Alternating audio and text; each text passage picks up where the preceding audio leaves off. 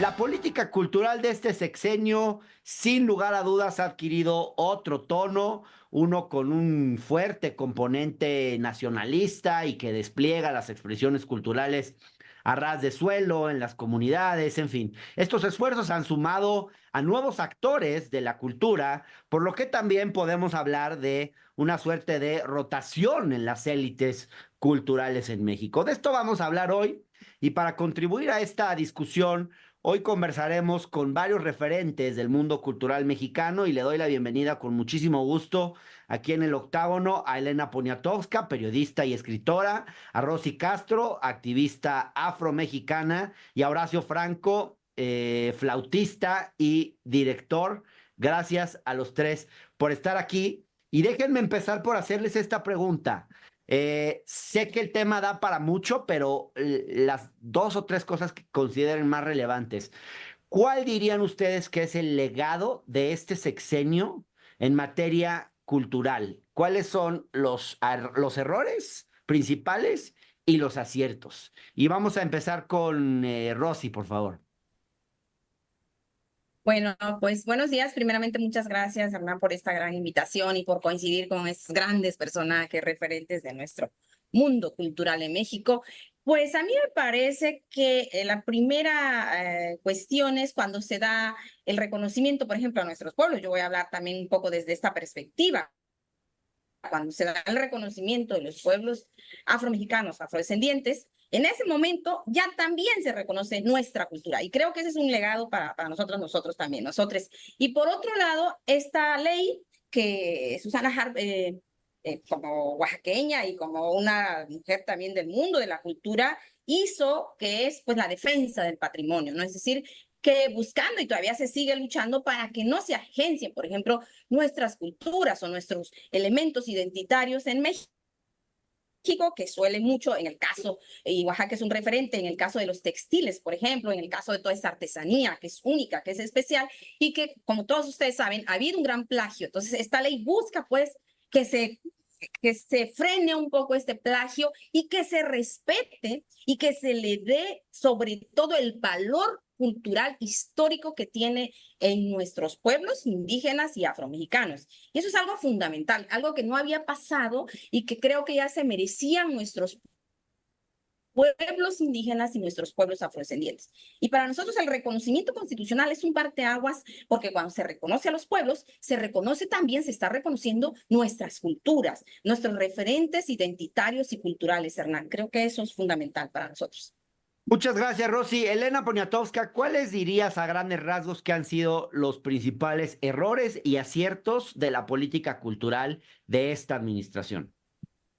Bueno, creo que es muy importante el traslado a la gente que no había tenido, aunque son los autores de la cultura mexicana, que no había tenido acceso, ¿no? Creo que es importante la apertura de las casas, en cada estado, por ejemplo, las casas culturales. Yo recuerdo una en Tlacotalpan que estaba cerrada y creo que la reabrieron un tiempo para que toda la gente los tlacotalpeños, que son finalmente músicos, que lo sabe Horacio mejor que yo, que son músicos, que son grandes escritores, que tuvieron a un extraordinario rector, que fue Gonzalo Aguirre Beltrán, que promovió pues las artesanías o mejor decir, la obra, la creación de los artesanos, que todo eso ya vaya viento en popa en lo que se refiere a la capital, que siempre centraba todo. Pues sí, en la capital se ha visto una disminución, ¿no?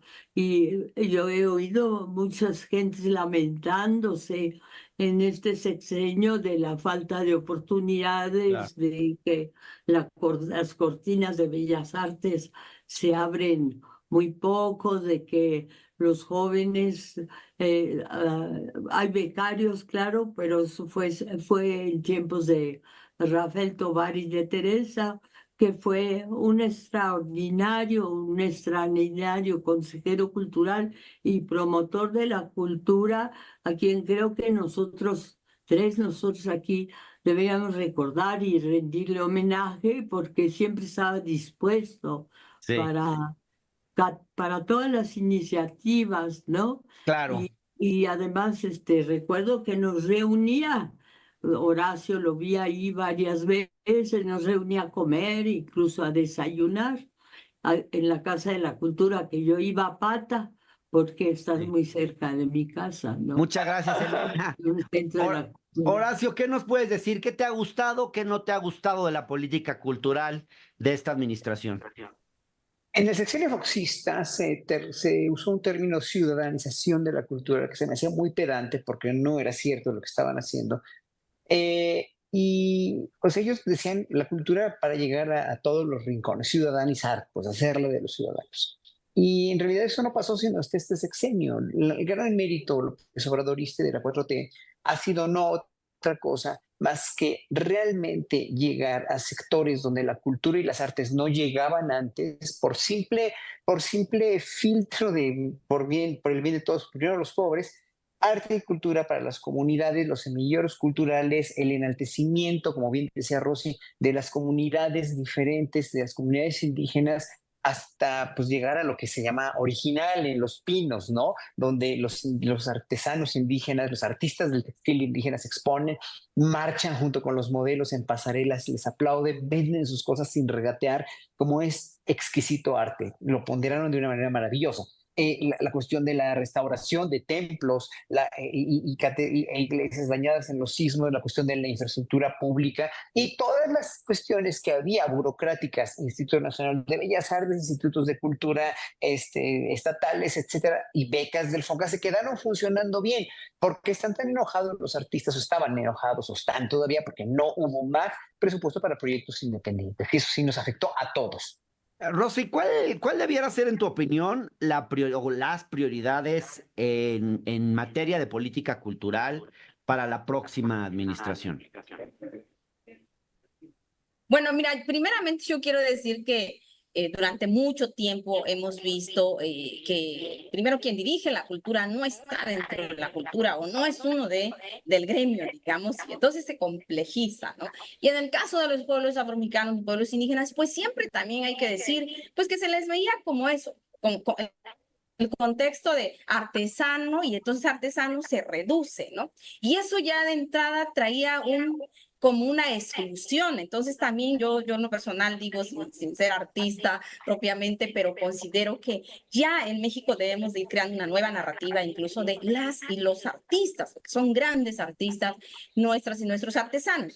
Entonces, a mí me parece que ese es como un punto, que tengamos a alguien que dirija la cultura en México, pero que sepa, que tenga todo el conocimiento, la empatía, que conozca los territorios donde están esos grandes artistas, no, y no solo artistas, dice doña Elena Poniatowska, y habla de los privilegios, pero justamente se ha también visto recientemente que se ha dado un impulso a aquellos que nunca habían tenido esos privilegios, y yo todavía siento que en el caso nuestro, afro, todavía tenemos mucho que hacer, porque ahí todavía hay una deuda histórica cuando hablamos de que falta visibilizar nuestras culturas, pero bueno, afortunadamente vamos para allí, a los lugares indicados, y desde ahí vamos a seguir impulsando la cultura. Es decir, esto que no se logró cubrir porque ya de pandemia y por muchos factores, vamos a tener la oportunidad de que continúe con la doctora Claudia Sheinbaum. Yo considero que sí va a haber mucho auge para nuestras culturas. Muchas gracias. Elena, ¿cuáles te gustaría que fueran las prioridades de política cultural para el gobierno de Claudia Sheinbaum?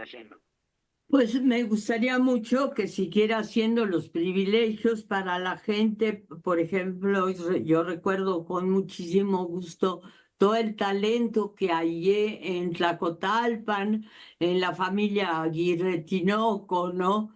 Todo el talento que se ve en toda la República Mexicana. Me gustaría muchísimo que se fortaleciera la frontera por ejemplo, de Estados Unidos, entre nosotros y Estados Unidos, porque yo creo que allí hay muchísimo que hacer, porque creo que ha sido absolutamente heroica, por ejemplo, la actuación y la actitud de los estudiantes que no están con un deseo o la lengua de fuera de pasar a Estados Unidos, de trabajar en Estados Unidos, de comprar libros en Estados Unidos. Recuerdo que iba yo con Carlos Monsiváis y José Emilio Pacheco y siempre íbamos de Tijuana a San Diego porque ellos se surtían de cantidad de libros en inglés para traerlos a México. Yo creo que eso era válido y era muy importante, ¿no? Sobre todo en el caso de José Emilio Pacheco y de la poesía norteamericana o de la poesía que se traduce al inglés, que es extraordinaria y que él tiene un acervo de libros notable de eso gracias a los viajes que hizo a la frontera y a las Claro. invitaciones en las universidades a los que lo invitaban, pero eso es siempre una élite, es decir, un grupo pequeño de gente que tiene oportunidades especiales porque son invitados en las Claro. universidades extranjeras, pero creo que en el caso de subir, de levantar a todas las posibilidades culturales de México, es decir, al campo de México, como lo se ha hecho en este sexenio, pues es algo con el que concuerdo totalmente. Claro. Me Muchas parece. gracias, Elena. Horacio Franco. Bueno, mira, en el próximo gobierno queda muchísimo por hacer, o sea, porque siempre hay mucho por hacer. Parecería que la cultura es la colita de lo que a nadie le importa, pero es muy importante para todos los ciudadanos, para todas las comunidades, todos los políticos, tiene que ser importante. La labor fundamental de Claudia Sheinbaum va a ser seguir apoyando a quienes apoyaron en el sexenio López Obradorista, sin duda, porque incluso, por ejemplo, se me olvidó mencionar los fandangos por la lectura, todas las ferias de libro, etcétera, etcétera, que se hacen en los pueblos más recónditos, ha sido una gran labor del Fondo de Cultura Económica de Paco Taibo, etcétera. Bueno, eso ya sabemos lo bueno que se tiene que seguir haciendo, pero que se tiene que realmente retomar es ese apoyo a las comunidades culturales de la cultura con mayúscula, al IMBA, a todas las escuelas de arte del IMBA también y a los institutos de cultura del interior de la República, a que en verdad sigan fomentando la danza, la pintura, la música, etcétera, como lo hacían antes. Si ha habido un acierto priista de los años 40, 50, cuando se instituye el PRI y el LIMBA como instituto de cultura y de artes mexicano, fue precisamente esa labor extensiva a estos sectores que en un momento dado pues se llaman privilegiados, pero esa es la gran tarea de Claudia Sheinbaum y de su próxima secretaria de Cultura, sea quien sea, que se equilibre todo esto. Y bueno, finalmente, ¿quién creen ustedes que podría ser el mejor perfil para encabezar la Secretaría de Cultura digamos, de esta segunda etapa de la 4T o 4T 2.0 o segundo piso de la cuarta transformación, como queramos llamarle? Ya han mencionado el nombre de la senadora Susana Harp, que coordinó el eje cultural de diálogos por la transformación, pero está también el nombre de Claudia Rangel, que es la actual secretaria de Cultura de la Ciudad de México. Está también, ha circulado el nombre de la cantante Regina Orozco, aunque creo que con menos posibilidades que las dos primeras. ¿Quién les gusta más a ustedes? ¿Susana Harp, Claudia Curiel, Regina Orozco, quizás? No sé, ¿qué me pueden contar? Les pido ahí una breve respuesta, 30 segundos si se puede, porque se nos acaba el tiempo. Elenita, por favor.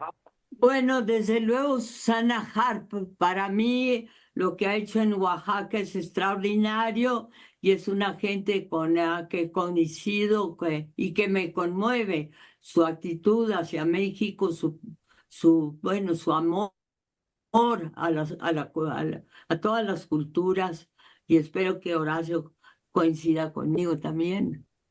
Muchas gracias, Elena. Rosy Orozco. Rosy Castro, perdón. Rosy Castro, ¿verdad? Sí, bueno, yo creo que también coincido con doña Elena Poniatowska.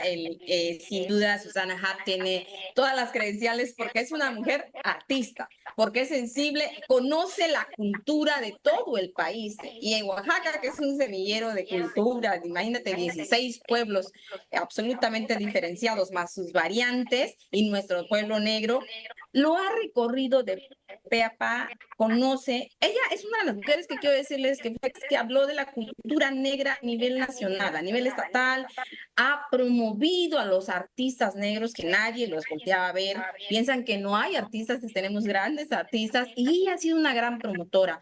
Y esos diálogos creo que le han dado todavía, la han nutrido más para que sea. Yo tengo la certeza que tiene la gran sensibilidad, el conocimiento, porque es una estudiosa de la cultura, y yo creo que va a estar en buenas manos la Secretaría de Cultura. Ojalá que esté ahí Susana Harp. Gracias, Horacio Franco. ¿Quién te gusta para secretario o secretaria de Cultura? Bueno, yo por Susana tengo un gran aprecio y de lo mismo que se dijo ahorita, ¿no? Es una gran gestora, dejó su carrera de cantante para de veras hacer proyectos maravillosos con ahora como senadora, etcétera. Bueno, eso sí, y a Claudia Curiel la conozco también porque es la secretaria de Cultura de la Ciudad de México, ha hecho un muy buen trabajo como secretaria y sobre todo con la Filarmónica de la Ciudad de México. Ahora sí que que gane la mejor, que sea lo que Claudia designe, pero se le tiene que apoyar a la siguiente secretaria de Cultura como una gestora para que cambie o para que siga evolucionando este mundo. Y además debo decir una cosa de Susana Harp rápidamente, que todo el mundo cree que es hija de Alfredo Harp, no tiene nada que ver, ella es prima lejana y todo lo que ha hecho Susana como cantante y como gestora lo ha hecho solita con su puro esfuerzo, ¿eh? Eso sí lo tengo que decir. No, a nosotros también hemos tenido a Susana Harp en este espacio, la hemos entrevistado en varias ocasiones, le tenemos mucho respeto y pues ya veremos quién queda en encabezando la Secretaría de Cultura, pero más allá de las personas, pues lo que importa es el proyecto, que haya continuidad a las cosas buenas que se han hecho y que se refuercen las que no, las que quizás no han ido tan bien. Pues les agradezco mucho, Elena Poniatowska, Rosy Castro, Horacio Franco, gracias por estar en el octágono. Un saludo afectuoso a los tres. Gracias, gracias.